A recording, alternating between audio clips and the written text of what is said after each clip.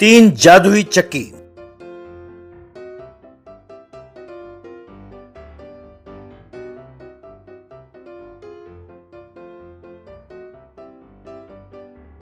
रतनपुर गांव में भूपेंद्र नाम का जमींदार रहता था। उसे कीमती नग जमा करने का बहुत शौक था। वो अपनी सारी कमाई उसी पे खर्च करता था। उसकी इच्छा थी कि वो सबसे अमीर कहलाए। उसका जब भी दिल करता वो सबको दावत देता रहता था। तब वो अपने पास जमा किए हुए कीमती हीरे, पन्ने, नीलम, पुखराज जैसे कीमती नगों का प्रदर्शन करता था। फिर अपने मेहमानों से पूछता, आपने ऐसे कीमती नग एक साथ एक जगह पर कभी देखा है? और क्या इतने कीमती नग किसी एक व्यक्ति के पास देखा है? ना ना, हमने कहीं नहीं देखा।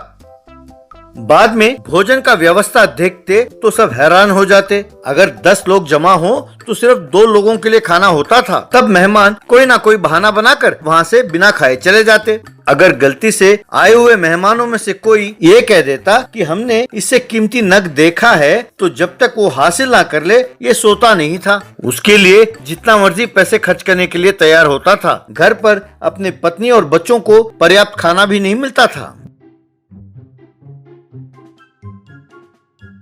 वो अपने नौकरों को ठीक से तनख्वाह भी नहीं देता था।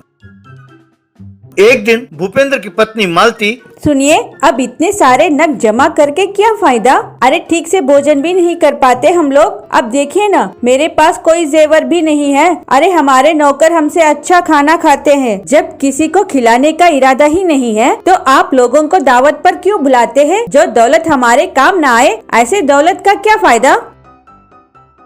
देखो मालती, दुनिया हमारी संपत्ति देखकर ही हमारी इज्जत करती है। जब तक हम इसका प्रदर्शन ना करें तो लोगों को कैसे पता चलेगा कि हम कितने धनवान हैं? हम रोज क्या खाते हैं ना कोई पूछेगा ना कोई आकर देखेगा। जो बात कोई जानने नहीं वाला, मैं उस पर पैसे खर्च नहीं करना चाहता। बेचारी मालती ने सिर पकड़ लिया।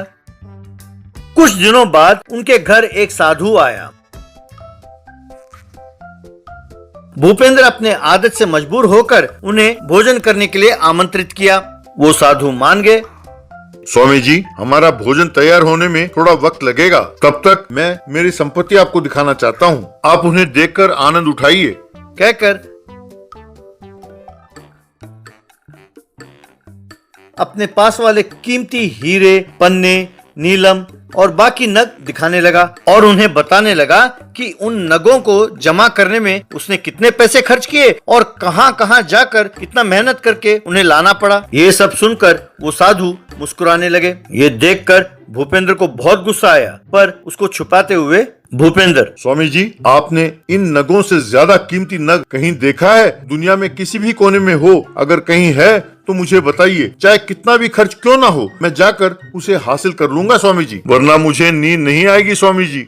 मैंने देखा है बेटा, इससे भी ज्यादा कीमती बहुत सारे पत्थर देखे हैं मैंने। कहाँ स्वामी जी?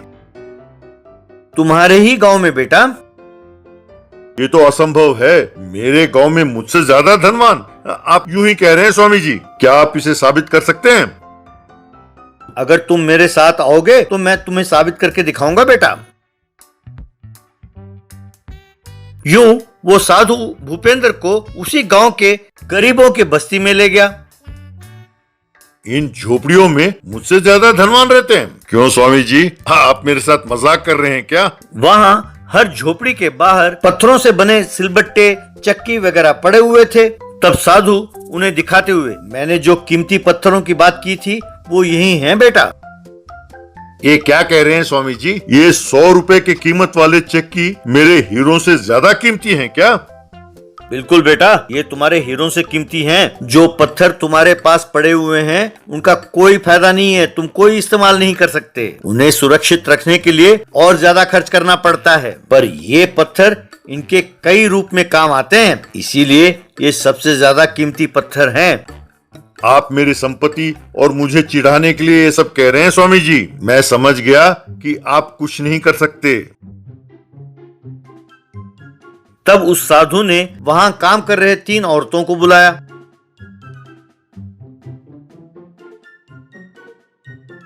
उन्होंने साधु को प्रणाम किया।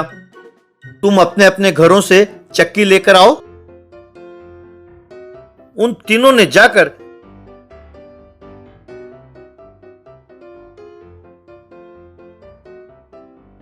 अपने घरों से चक्की लाकर साधु के सामने रखा। तब साधु ने हवा में हाथ घुमाते हुए मंत्र पढ़ा। उनके हाथ में एक ज्योति प्रकट हुआ और वो सीधा जाकर चक्कियों में प्रवेश हुआ। तब साधु उन तीनों औरतों से, अब इन चक्कियों का कैसे प्रयोग करते हैं जरा जमींदार जी को दिखाइए।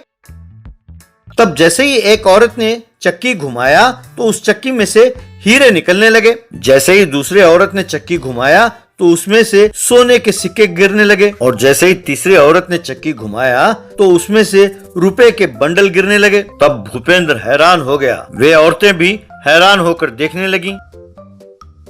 इस करिश्मे को देखने के लिए लोग वहां पर उमड़ने लगे। सबने जोर से ताली बजाई। तब साधु ने सबको आशीर्वाद दिया। फिर साधु भूपेंद्र से, अब तुम समझ गए कि मैं कितना लाचार हूँ। अब इन जादुई चक्की से जो संपत्ति निकला है उसे न केवल ये तीनों बल्कि सारा गांव इसका लाभ उठाएगा। वे अपनी संपत्ति सबके साथ बांटेंगे। तब भूपेंद्र को अपनी गलती का एहसास हुआ। उसने तुरंत जाकर अपने सारे नग बेच डाले और उन पैसों से हर रोज गरीबों को अन्नदान करने लगा। अपने पति के इस परिवर्तन को देखकर मालती बहुत खुश हुई। Tiger hide and seek. Devgarh गांव में एक समोसे की रेडी थी। उसे राजा और रानी नाम के पति पत्नी चलाते थे। रानी का भाई शुभम उनका हाथ बटाता था। आओ भाई आओ, समोसे लो, गर्मा गर्म समोसे लो। कॉर्न समोसे, अनियन समोसे, मसाला समोसे कहकर आवाज देता रहता था। आने वालों को प्लेट में देकर वो पैसा कलेक्ट करता था। एक दिन वो, धत ये क्या जिंदगी है जीजा जी, और कितने दिन यूँ फालतू धंधा करते रहेंगे, आप बस हाँ कहिए तो एक अद्भुत आइडिया देता हूँ। अरे तेरे इन आइडिया के चक्कर में ही बड़े बड़े धंधे कर रहा मैं आज समोसे बेच रहा हूँ। अरे तू मेहरबानी करके अब इसे ना बिगाड़ना। अरे अब जब देखो मेरे भाई को कोसते रहते हो। आपको धंधा करना नहीं आया और अब सब कुछ लुटा दिए और उसे दोष देते हो। उसे कहने दो, मुझे उसकी बुद्धिमानी पर बहुत विश्वास है। थैंक्स दीदी। जीजा जी यूं ही कहते रहते हैं, पर मेरी सूझबूझ पर उन्हें पूरा विश्वास है। अरे ये बकवास बंद करो और जल्दी से बताओ कि वो प्लान क्या है। बहुत सिंपल है जीजा जी। दिन के समय अपना समोसे का धंधा तो है ही, रात को चोरी करते हैं। क्या चोरी? अरे जोर से मत बोलना, पुलिस वालों ने सुन लिया तो बस डंडे मारेंगे खूब। ओफो, अरे पूरी बात तो सुनिए जीजा जी। मैं शेर का वेश पहनकर किसी घर में घुस जाता हूँ। वे डर कर भाग जाएंगे। तब आप पीछे से आकर सब कुछ लूट लेना। तब मैं शेर का हुलिया उतार कर एक बैग में रख कर बिल्कुल मासूम बनकर घर चला जाऊंगा। क्यों, आइडिया कैसी है? वाह भैया, तुम राजनीति में गए तो मंत्री बनना निश्चित है। तुम्हें मेरी नजर न लग जाए। अब आप और क्या सोच रहे हो? इसकी बात मानेंगे तो हम जल्दी करोड़पति बन जाएंगे। तब ये बेकार का धंधा नहीं करना पड़ेगा। भैया तुम तुरंत वो शेर का हुलिया ले आओ। ये लो पैसे। कहकर उसे पैसे दिए। यूं उसने एक दुकान से शेर का ड्रेस खरीदा। उस रात को जीजा और साला एक घर के बाहर खड़े थे। जीजा जी ऑल द बेस्ट, मैं घर के अंदर जा रहा हूँ। जब वे बाहर आ जाएंगे भागकर, तब आप अंदर जाकर अपना काम पूरा करना, कहकर शेर का मुखौटा पहनकर चलते हुए घर के अंदर गया। अंदर उन्हें देखकर कहकर जोर से ठहाका मारा। बस उस घर के लोग डर गए। बाप रे शेर, हाय रे शेर कहकर चिल्लाते हुए लोग घर से बाहर दौड़े। तुरंत राजा घर के अंदर आया। अंदर राजा, अरे कमबख्त, शेर का हुलिया पहनकर 2 टांगों पर चलते हो, ऊपर से आदमी की तरह हंसते हो। तुम्हारा दिमाग ठीक है? जीजा जी घुटनों पर चलने से थक जाता हूँ ना जीजा जी। वे डरे या नहीं वो जरूरी है। अब क्या समस्या है जीजा जी, जल्दी से काम खत्म करके आइए, कहकर वो चला गया। यूं बाहर आकर कपड़ों को एक बैग में रखकर वहां से चला गया। राजा ने अलमारी से गहने और रुपयों को चुराया। घर पर चोरी का माल देखकर रानी बहुत खुश हुई। भाई की खूब तारीफ करने लगी। वो फूल कर कुप्पा हो गया। यूं हर रोज शुभम किसी ना किसी के घर में जाता घर वाले उसे देख के डर जाते और फिर राजा आकर चोरी करता। ये कपड़े बैग में रखकर चला जाता। यह सिलसिला चलता रहा। सब लोग पुलिस स्टेशन में जाकर बखेड़ा करने लगे। अरे अरे अरे, शांत हो जाइए प्लीज। क्या? अरे शेर कैसे चल सकता है? अरे शेर बोलता है? अरे कहीं शेर बोलता है क्या? वैसे तुम लोग बोल क्या रहे हो? जानते भी हो, ऊपर से कहते हो कि पैसे गायब हैं। अरे शेर कब से चोरी करने लगा? एक दिन चोरी का माल के साथ राजा घर पहुंचा। इतने में असली शेर राजा के घर में आया। उसे देखकर राजा, क्यों शुभम, अभी तक कपड़े नहीं बदले? जल्दी बदलो। शेर ने जोर से दहाड़ा। अरे वाह, 4 टांगों पर चलने से थक जाता हूँ, ऐसा कहा था ना। अब क्या हुआ? ऊपर से असली शेर की तरह दहाड़ रहे हो। लगता है तुम अपने पात्र में डूब गए हो। ठीक है, कपड़े बदलो।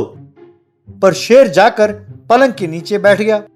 पलंग के ऊपर बैठकर राजा रानी से, आज लगता है कि तेरा भाई हुलिया नहीं बदलने वाला, बहुत नाटक कर रहा है। तभी शुभम कपड़ों के साथ घर के अंदर आया। उसे देखकर राजा और रानी दोनों चौंक गए। तो तुम यहाँ हो? तो पलंग के नीचे कौन है? कहीं वो सचमुच का शेर तो नहीं है? बाप रे, शेर शेर, अरे भागो भागो कहकर चिल्लाने लगी। यूं दोनों घर से बाहर भागे। बाद में शेर वहां से चुपचाप चला गया। फिर ये तीनों गांव वालों को लेकर वापस घर पहुंचे। गांव वाले लाठी लेकर घर के अंदर शेर को ढूंढने लगे। तब उन्हें चोरी का माल दिखाई दिया, साथ साथ शेर का लिबास भी। बस उनको सारी बात समझ में आ गई और उन्होंने तीनों को पकड़कर खूब मारा। तीनों को जेल में डाल दिया। जेल में शुभम अपने जीजाजी से, आप चिंता ना करो जीजाजी, जेल से छूटते ही मेरे पास एक और अद्भुत प्लान है। बस राजा गश खाकर गिर गया।